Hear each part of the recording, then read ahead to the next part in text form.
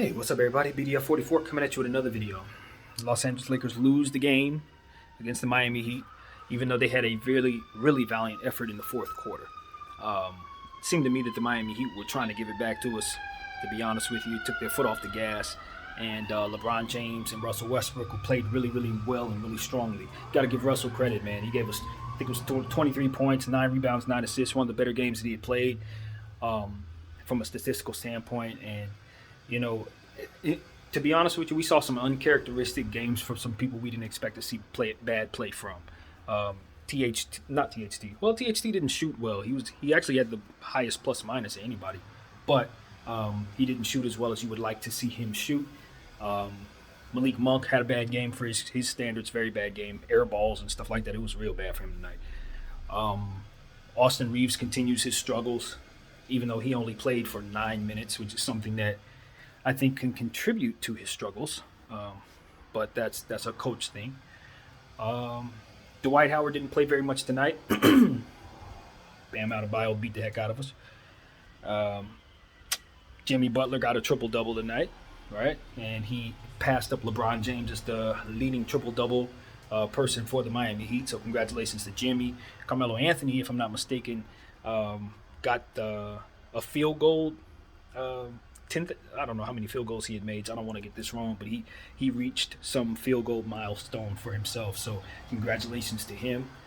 But you know what, man, honestly, for the first 3 quarters, it was nothing really good to say about the Los Angeles Lakers. You saw Frank Vogel's decision-making just completely decimate his team.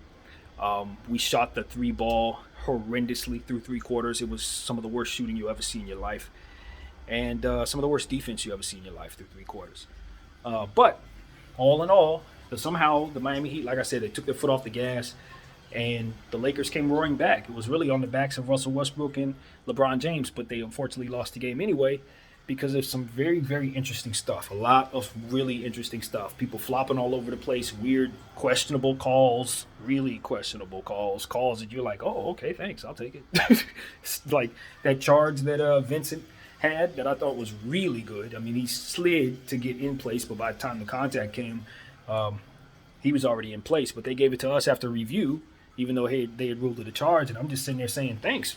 Hey, when people get screwed, I'll let them complain. I will not be the one complaining about that. But I definitely did not agree with that call. And then after that, I guess cosmetically speaking, they made up for it by allowing PJ Tucker to draw a charge against Avery Bradley, as to which Avery Bradley was trying to fight through a screen, and PJ Tucker flew off of him like he had been shot by a shotgun or something. So, yeah, that was a blatant flop that they let him get away with on the Denver. I think it was the very next play, actually, so I don't know. They made up for it. And then, if I'm not mistaken, we only made like 1 free throw on a technical or something. It was a lot of stuff going on there. Down the stretch of that game that just kind of was a little bizarre. But you could say the Lakers played some pretty good defense once we finally got Stanley Johnson on the floor. Got to give him credit for what he was able to do defensively for our team. And we were just better. As soon as we put him on the floor, we were better. You know, at the end of the day, man, I got to say this because it's the truth. Trevor Ariza is done, y'all. It's a wrap. It's a complete and utter wrap. He's done. He should not be getting any more minutes for our team. Probably should go ahead and waive him, honestly. He can't help us. He cannot help us. The man was 0 for 5 and had 4 turnovers tonight. And coach just kept trotting him out there. The boy couldn't even barely run up and down the court. He was slow in just about every way, shape, and form. We love Trev. He won a championship for us. I appreciate Trev. You know what I mean? It's not like I have anything bad to say about Trev historically. It's just that we are in a space where he can't really help us anymore. You know, just like DJ. You don't take nothing away from these guys. It's just past their time to play basketball in the NBA. I don't know what else to say. And my thing is, if, you know, and I'm kind of joking, but I'm kind of not. If we're going after players who are done, why stop at Trevor Ariza? Why not bring in guys who are better than that? Why not we try to see if Reggie Miller want to play? Why not see if Chuck want to suit up? I mean, if we're just going for done, guys who can't help us anymore, why not go for greater players? You know, I hear Jamal Crawford's available. He wants to play. I hear that Monte Ellis is still in the, looking for a spot. I know Joe Johnson was on the team a couple minutes ago. Like, we have players who are considered retired who can still suit up and actually contribute. We don't have to trot Trevor out there. Trevor's not he's not. It's just not there anymore. And that's just something we have to be honest about, man. And the fact of the matter is, Frank Vogel not only didn't recognize that, but he leaned on him. He relied upon him as if it was something that we were supposed to be doing. Just brain dead stupidity, honestly. I felt the same way about Carmelo Anthony in certain cases, but Carmelo, he's coming off a good game, so it's like he's not quite there where Trev's at, but I don't think he'll be around for much longer, man. You did see some good things from him tonight, so I give him credit. He took some punishment. He's still able to throw his body around. I like the punishment he dishes out. So I'm chilling on Carmelo, but he's almost there. He really is. And then Coach, in the situations he put Melo in, there was a situation, I said this in a video that I made previously, as to which I was wrong. I thought it was halftime. It was like time left, but I just walked away, figuring it was almost time for it to end. Lakers had like 37 points at that moment. And I guess they went on a run to end the quarter or something like that, because they ended up with 50-something at the beginning of the third. I was like, oh, crap, I was way wrong. But nevertheless, when I made that video, I was telling you guys that Carmelo Anthony was, out there being a run as a center without LeBron on the floor. Like, we had a small ball lineup with like 4 guards and Carmelo as a center. That's the type of stuff that makes you just want to turn your TV off. And Frank Vogel just continues to do that type of stuff. And of course, it doesn't work. It's not going to work against bad teams. So it's not going to work against good teams, especially in their house. So I just thought that was something that you do when you want to lose. Frank Vogel does a lot of stuff that makes me think he doesn't really want to win, to be honest with you. And that was just one of them.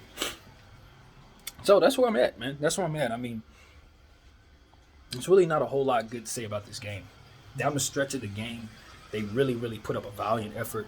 Braun and Westbrook really put up some good stats. But the Miami Heat just kind of outsmarted us. Did some things to put themselves in a position, even when they were choking, to continue to succeed. You want to give guys like Gabe Vincent credit, Caleb Martin. Some of their role players really stood out tonight. Who else? Obviously, PJ Tucker, who was just brilliant. As I killed him in the pregame. He really did his job fantastically, secured a very, very necessary offensive rebound down the stretch. It's just one of those things where it's like hustle plays, 20-20 balls. When you got a guy like that, he's going to get to it. What else? Bam Adebayo and Jimmy, of course, you want to give them their credit as stars. They did great. Jimmy with his triple-double. You got to get. It's just the Heat. I would love to say that we, were able to take advantage of a choke job down the stretch, but our team was so inept, we couldn't even do that. And the reason why was the same reason we always find ourselves inept, because we didn't have offensive rebounders and rim protection. It came down to a couple plays where we needed offensive rebounds and we just didn't have them, and you know why that is. That's what it really came down to. They were simply just able to get to the ball sooner than us down the stretch. Even when they were struggling, and the momentum was all in our hands, we had it all, but we couldn't get boards. So, what I did like is that as bad as we were shooting in the first couple quarters, we stopped that crap. You know what I mean? It was one of those situations where Frank just kept trying rotations. None of them were any good. I would say none of them were working, but no, none of them were any good. So therefore, they would not work. But he was trying stuff. And then finally in the fourth quarter, he just decided to put players on the floor that could actually play. And that's what actually happened. They ended up getting us back in the game like they would have done had they played the entire game. Stanley Johnson, THT, you saw him put, Austin Reeves on the floor during these times as the game was starting to get back in shape. Avery Bradley was big for us tonight. He had a really good game on the defensive end, particularly. Offensively, he was here and there, hitting shots sometimes, not hitting shots other times, but mostly really, really helpful defensively tonight. I felt like his impact was felt. So, guys did the best they could. They fighting their way back based on the position that their coach put them in to start the game. It was a situation where the Lakers were down by more than 10 all the way up into like 7 minutes of the fourth quarter when we were finally able to cut into their lead. The spread was 10 almost the whole time, or more, 10 or more, and we were down by I think 25 to end the third. Like, that's how bad that game was. Through three quarters, we had reached a new low. You know, I found myself saying halfway through the third quarter that this team is just getting worse. That's what the thought was. And then we were able to do some things once Stanley and those guys were able to get in the game. It was all just decision making at the end of the day. If you look at this game, the times when the Lakers were having success is when they put players on the floor that made sense to put on the floor. When they weren't having success, you look at the lineups and they'll tell you the story right there. That's just what it was. You know, we can talk about X's and O's, talk about size. We can even talk about the roster and how bad it is. But it doesn't matter.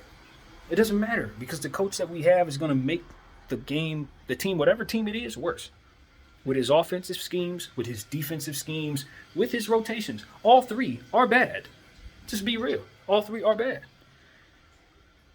You know, and the defense we saw in that first quarter with his starting lineup choice. That starting lineup was one of the worst I'd ever seen, y'all. It's really bad. Really bad. He had Westbrook out there, Dwight out there, Carmelo out there, LeBron out there, and Trevor Ariza out there. It was just, where were you supposed to get any success? Or was that Avery Bradley? I think it was Avery Bradley instead of Carmelo. But I'm trying to figure out, where are you getting success? Like, Trev can't shoot. Obviously, Dwight's down there. I appreciate that for rim protection. But then you got Westbrook. He can't shoot. Bron's not a shooter. Trevor's slow and can't do anything. Where was the success coming from? So, in my mind, the game was over then. The tip-off. As soon as I saw the starting lineup, I'm like, oh, they're going to blow us out. It's going to be exactly what it is, as it ended up being, rather. We were going to have ourselves get blown out by the slow start, and then we were going to fight our way back and try to recover, as to which they were going to make it difficult for us to do so. And that's what we saw. The starting lineup was the problem. Because there was no way in hell we were going to be able to get away with Trevor Ariza going 0 for 4 3-point shots in the first quarter against a Miami Heat team that shoots a three. So meanwhile, what you had around there was him jacking up shots, being poor. Us losing those possessions because we had no rebounder. Because they ended up sitting Dwight quickly. No rebounder. And then from there, they just ended up shooting threes. You know, Jimmy Butler, if I'm not mistaken, they said he had 10 assists in the first half. Like, they were just diming the ball all over the place and just shooting shots. 3-point shots everywhere. You know? And my thing is, Trevor Ariza should have been Stanley Johnson. That's it. If you swap those two players the exact same way, if you just give him all the minutes you were giving Trev, the game would have never even been like that. It was Trev being slow, honestly, that hurt us. Just like it was him being slow in the last game that hurt us. But this genius of a coach just continued to trot him out there like the man got, like it's 09 or something. You know? So, hey, my patience level is gone. My willingness to be kind about this is gone. Because it's gotten to a point where when you start having conversations about this same thing every night, it's always the same conversation. You eventually start getting to a point where you're like, it's really not anything really to say anybody. You know, I can't encourage anybody to enjoy this Laker team because we got so much going on down there that's no good and so little to show for our losing effort without picks. So we're just watching guys run around out there. That's it. You know, usually when your team is bad, you got a pick to look forward to. You start looking at guys in the draft. At this point, with us sucking like this in January, you know what I'm doing? Usually, I'm scouting players. All right, let me look in the college range because I know one of these guys, who we getting, what's our pick range? Pick 7, pick 8? Okay, let's see who we got down here. Can't even do that. I just got to sit here and look at this team suck. That's it. Knowing that we don't have no assets. Knowing that there's nothing to show for it at all. You know, so, hey, man. It's what it feels like to be a Laker fan. When the organization has it in their mind that they're going to do things a certain way and forego what the lay of the land is, this is what you get. They said they wanted to bring all the best players to this team. Okay, bring them all here. But are you sure that's feasible? This ain't baseball. This ain't the Yankees in 1996. You can't just throw $1 billion at players and think it's going to just come together. The NBA has something called a salary cap. They don't allow it. So if you're going to get those 3 max star big fluff names, then you better make damn sure they can carry the load. Couldn't carry the load. AD was a game time decision today. And it was supposed to be. And then a couple hours before, of course, they ruled him out. I don't think he could have helped us win this game. Looking at how this game went, maybe with a couple extra rebounds, but with him not being 100% and with Frank doing the stuff that Frank did, AD just would have been one more guy out there getting blown out, honestly. So it's probably a good thing he didn't play in this game at all. I just don't have a whole lot good to say about this team. I like the valiant effort that they put up in the fourth quarter. I love what Russell Westbrook is trying to do in proving to us that he's not the guy he's been for the last several months. That's the best thing I can take from this game, is that his production is showing us that he's not done. Unlike half the damn team. So, yeah, man, this is one of the most frustrating seasons I've ever experienced as a Laker fan. This is down there with the Robert Sacre season. This is down there with the year back when I was a kid when Shaq got hurt and was out for several months. This is one of those. This is definitely one of those. So, without the assets, I don't expect much in terms of trades. I would love to see us get something done, but the stuff that we have on the table didn't seem to be very promising. And I'm just whatever. I'm just here, As a fan, I'm not going to sit here and act like I'm not going to continue to watch because I'm going to continue to try to keep my channel going. But this team is a waste of time, man. They really are. They're a waste of time and an embarrassment and a disgrace to what it is that we are about. They really are. And I don't want to take nothing away from individual players. I think if some of these other players, if they were scrambled in different rosters representing the Lakers, they'd be just fine. You understand what I'm saying? Like, I don't think Russell Westbrook could never be a Laker. I just don't think he's great with this roster. I don't think, I don't have any disrespect for Trevor Ariza. He just shouldn't be playing in 2022. He's, not, it is what it is. And the thing that bothers me, I guess, as a person that thinks the way that I do, is that I'm their age. You know what I mean? It's usually young people that respect youth in basketball. It's like, old heads, blah, blah, blah. But I am an old head telling you, yeah, we need to follow the youth movement. The NBA is a young man's game. I don't want guys that are my age running around. I'm not going to lie to you. I'm saying this, living and breathing in a 37-year-old body, telling you that we shouldn't be out there. Unless we can play like Brown and Westbrook, we shouldn't be out there. That's just where it's at. The league is too young, man. And to try to get away with this. And I guess what I need to say that I haven't said is that Frank Vogel is outdated in his thinking. He's one of those guys that still wants to go with the old names from his era. He's not growing with the times. I think that's what I've learned here. No coach that knows this era properly, assesses this era for what it actually is, who knows the lay of the land, is going to start Trevor Ariza or Wayne Ellington under any circumstance. You're never going to do that. A good coach in 2022 is never going to do that. Those guys can maybe be on the roster, but they're going to be behind the youngsters, and the youngsters are going to be moving up into more prominent roles. Now, yesterday's NBA, the NBA that Frank Vogel seems to be still stuck in, was the opposite.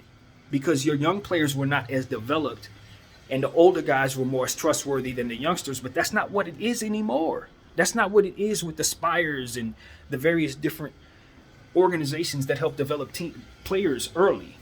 These guys are coming in more poised. These guys have a simulation video games that they've been playing since they were little kids that have taught them nuance of the game that weren't shown in NBA Live and NBA Jam, the crap we was playing when we was kids. They know the game better. I've grown with the game, so I know what they were playing too. I know the difference. I've stayed with it the whole time. I know what they're learning. They're better basketball minds than the people that came before them in general because they just had more opportunities to learn the game more intricately. So you got to value that. You got to value that going forward. With your G Leagues and all these different things, you're not running 17-year-olds that don't know what the hell they're doing. A guy like HBK has a high basketball IQ. You got to play him. He's one of the highest basketball IQ players we got, and you only gave him 9 minutes. You're giving him garbage time minutes when those garbage time minutes should be going to Trevor Ariza and Avery Bradley and the guys that you're playing more prominently. This is something a good coach would understand and file you in 2022. Now, if this is 1996, complete opposite. I'm with you. Complete opposite. I was around for that too. I remember that era. That's what it was. That ain't what it is. And we need a coach that understands this. I looked over, I saw Eric Spoelstra, one of the best coaches in the league. And I realized, ain't no way in hell he's letting Frank Vogel beat him. He ain't gonna do it. It's not gonna happen. He let Frank Vogel get him in the NBA Finals in the bubble. He ain't gonna let him get him tonight when the team sucks. Hell no. He's gonna run circles around this man. And through 3 quarters, that's exactly what happened. He out-schemed him, took advantage of everything he could take advantage of, and it was easy. Because we didn't put up a whole lot of fight through that 3 quarters. But Frank, being Frank, as I've already said, as he prioritizes players, put the best players in at the end, and we came roaring back. Proof is in the pudding, y'all. Go watch the tape. You'll see what I'm talking about. It's exactly what I've been saying for the last 5 minutes. We just need to get a guy who understands what needs to be done in this era. And Frank doesn't. So you can keep dragging your feet. Maybe, maybe get a couple more losses to help solidify what it is that you already know. But trust you me, ain't nothing going to change over the next several weeks. You're going to keep him here, and we're going to keep on losing. AD can come back, Kendrick Nunn can come back, it ain't going to matter. Because this guy is still going to be running the same rotations, doing the same dumb stuff with the same bad offense. So y'all keep having fun. You keep watching. Genie, if you want to keep waiting, keep on waiting. But understand, this doesn't get better, it gets worse. And what I saw was a team that got worse today. They really did. The only thing that really saved the day was the fact that the Miami Heat took their foot off the gas and we actually put Stanley Johnson in the game. That's what I saw. Good defense played by THT. Got a couple steals tonight. I like that. I saw him make some plays for some guys. I saw him make a really nice play for Avery Bradley in the corner. 3-point shot. Right in rhythm. I like what I'm seeing out of THT. He struggled a lot, but he did some good things tonight. But you have to search far and wide for good plays on that basketball floor to see. And don't even watch the first half of the tape. Just burn that. That first half was, just burn it. In third quarter, same thing. Just burn it. It was that bad. So, I had a gut feeling that the Lakers were going to win. That was assuming AD would play. But then reality set in. You can't have a good feeling about this Laker team. It's going to betray you every time. Why? Because even when it makes sense for us to win, our coach is going to find a way to do something that's going to force us into a loss. It's Frank Vogel. That's how he gets down. My name is BDL44. I think the Lakers had, 17 turnovers tonight? It was about 17 turnovers. I'm trying to, go through my head, see if there's anything else I want to say. Terrible for 3-point shooting. Just terrible. That's that. I don't know. It's a bad loss by a bad team. Good fight on the end, though. I don't even know who to give the game ball to. I really don't. Guess I'll give it to Russell. Just off the strength. Braun played good, I guess. I don't know. I never think Braun plays bad. It's always the same with him. You just kind of pencil him in for what it is and just brush it to the side. It's what everybody else is going to do is the question. Braun is going to be Braun until Braun decides he's done. What is everybody else going to do? The answer? Whatever Frank puts him in a position to do. Now can we fire him?